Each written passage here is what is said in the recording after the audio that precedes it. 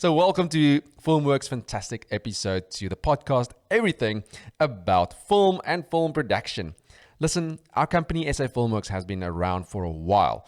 And my guest today is Adrian Anderson, our head of production. Hey, how's it going, Jacobus? Great to have you back, dude. Oh, Wonderful.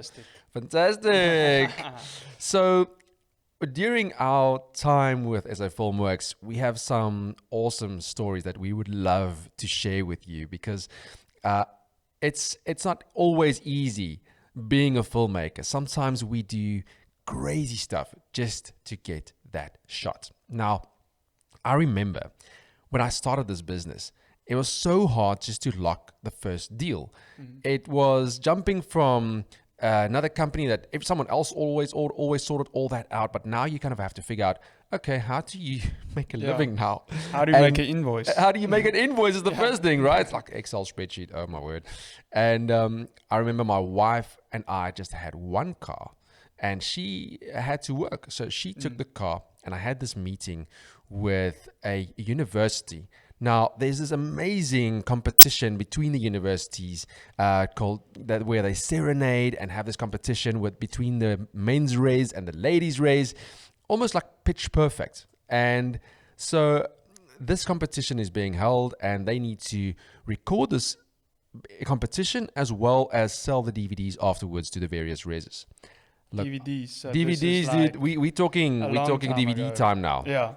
And I had no way to get to this guy, so I had to take the bus. Now, just to give you context, it is South Africa is not the most well known for its public transport. It has a very yes, indeed. And so I had to take the bus, and a very well known mall had met this guy. He's head of this decision making process, and I'm just like smooth talking him, salesy. Yeah. And eventually he's like, well, no, we really think you guys are the guys to do that. Guys meaning me. And eventually locked the deal. And he's like, listen, I'll just walk with you to your car. You know, we're gonna leave. And I just knew the only person that's going to pick me up is my wife. And she's not done working yet. So I have to wait. And like, listen, I have another meeting. I will not be able to walk with you to your car, but thanks for having me. And the project was a wild success. With the deposit, we actually bought our first camera to film this project. And that's the base of, how the company started. But eventually, Adrian, you joined the business. But you coming from a more philosophical, right? What's the word?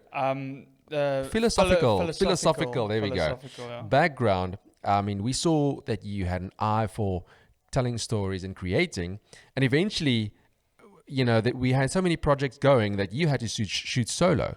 Yeah. What was your experience like when you got that project into your hands for the first time? Well, let's just say I didn't sleep the night beforehand.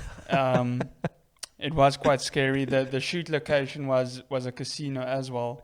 So I felt like I was really going into the adult world. But yeah, it was an amazing experience. Coming from my background, I really had to learn on the job what shutter and f-stop and ISO means and white balance. all these stuff that you should know, I learned while working for you guys. And so I was just telling myself these rules on my way to the shoot.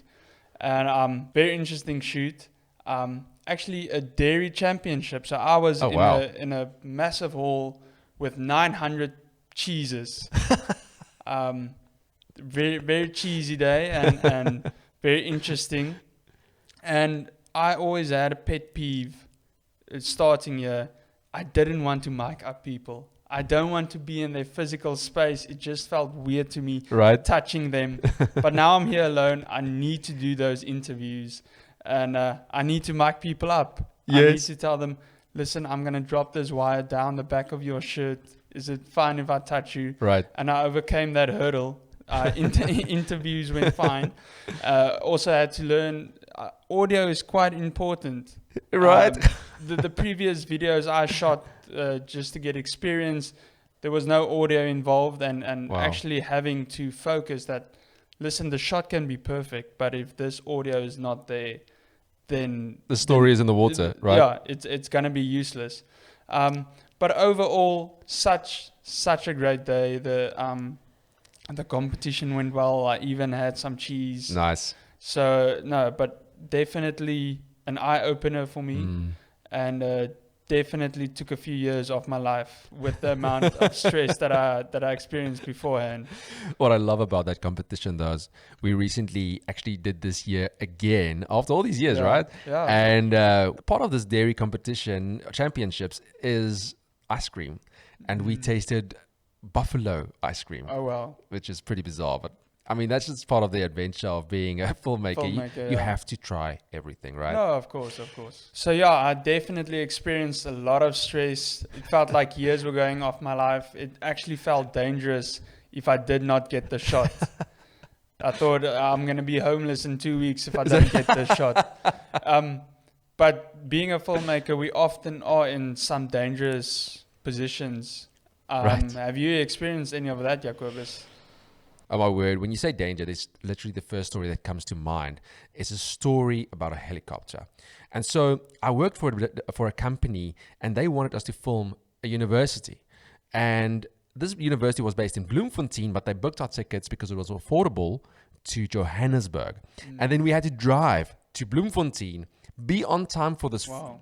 for this helicopter flight to get an aerial view of the university.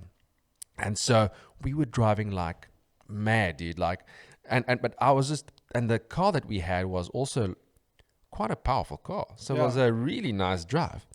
What I kind of didn't realize is when the petrol gauge is low, there's not that extra 50 kilometers left. Yeah. And so the director was sleeping. I had to film that day, so I was the cam up. And so we were driving, and he's chilling and sleeping. And all of a sudden, we lose power. Oh no. Nothing. Dude, we're right next to like the national road. We are 3 kilometers out from the closest petrol station, and the helicopters, we just kind of Waiting for scraping you. by. Why didn't the helicopter just come pick you up? Yeah, wouldn't that be nice? Yeah. I mean, inconsiderate. And so the director said, well, I mean, this is a you problem. Yeah. And I'm like, oh, flip, okay. And I'm jumping out. I only have flip-flops. And I'm running. Dude, I'm running to the closest fuel station for 3 kilometers in flip-flops, getting That's like a picture bottle. I'd like to see. Oh, my word. Next to Jacobus the... running. I know. And you know when you drive on the N1 and you just see people next to the road, but the random dude with flip-flops must have been a sight.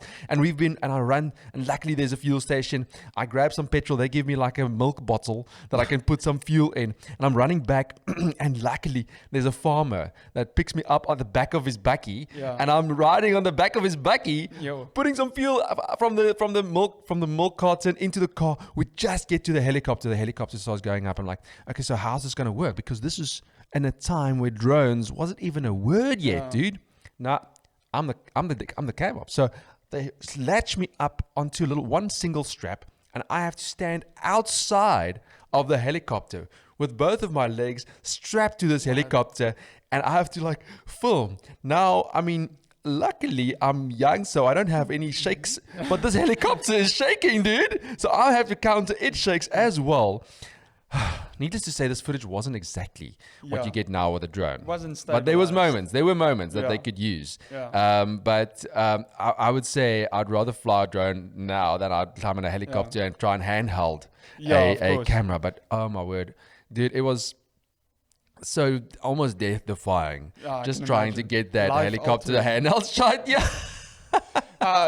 Just my film mind is just now wondering, can you remember maybe the lens you shot with? That's the thing. It was one of those TV cameras with everything built in already.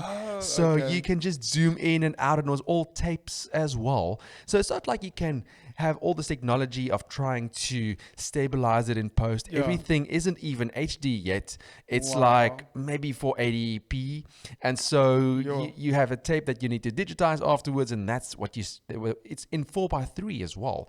So everything's against you, even time. You're really giving your age away. Like you're mentioning stuff that I've never. I hope this eye cream really works well. Listen, Adrian, we've had some insane adventures before, but I think one that really stands out to me was one where we almost didn't return Yeah. after we went away. Can you remember that? Yeah, the trip of no return. How can I forget? So what was interesting is Jacobus was just in his own film world. We were filming Blueberries. We were tasting the blueberries as well. As big as Nachos, I promise. And so having a good time, but we are in Hoedspruit, and this is like maybe 3 hours drive from the airport where we had to go back to Cape Town to the country of milk and honey. And so we are in Hoedspruit, 3 hours away. We still need to go drop off the client at her destination, and I'm looking at the time. You told me to. I'm in control of that. And as we're filming, as we're going along, and I can see the gleam and the glimmer in your eye, this is so much fun. I mean, you cannot believe how many ways you can actually film a blueberry, but it was really fun. It's actually infinite. That day it was. And as I'm checking the time, I'm just sweat coming down my brow. I'm like, I'm gonna have to stop this, man. And we're gonna have to get ulterior ways of transport for our client, because if we have to drop her off, we're gonna stay in Hoedspruit for a while longer. Yeah. And that time the tickets were quite expensive as well, like 10,000 rand a ticket. So there wasn't an option of staying longer or we need to come back to Cape Town. So as we're driving back, I think we actually had to shoot the next day as well. Yeah. So it wasn't like we could miss it, because we had to be on set the next day quite critical for another shoot. Yeah. Yeah, no, it was crazy. And as we're driving back, the roads there are quite interesting. A lot of cattle next to the road. It was beautiful though, but a lot of trucks as well. So those were interesting 3 hours, I'd say. So stressful. We just made it. The image that's stuck in my mind is while we get to the airport, boarding time is actually, it's done. Like if it was a bigger airport, this was luckily a very small airport, but if it was a bigger airport, there was no chance. No chance. But the image stuck in my mind is Jacobus putting all our snacks into the gear bags. We had a lot of snacks. We had a lot of snacks, and the snacks is important. Very important. You can't miss the snacks. But yeah, we rushed in there. All the other passengers were just looking at us like, what's your problem? What are you doing?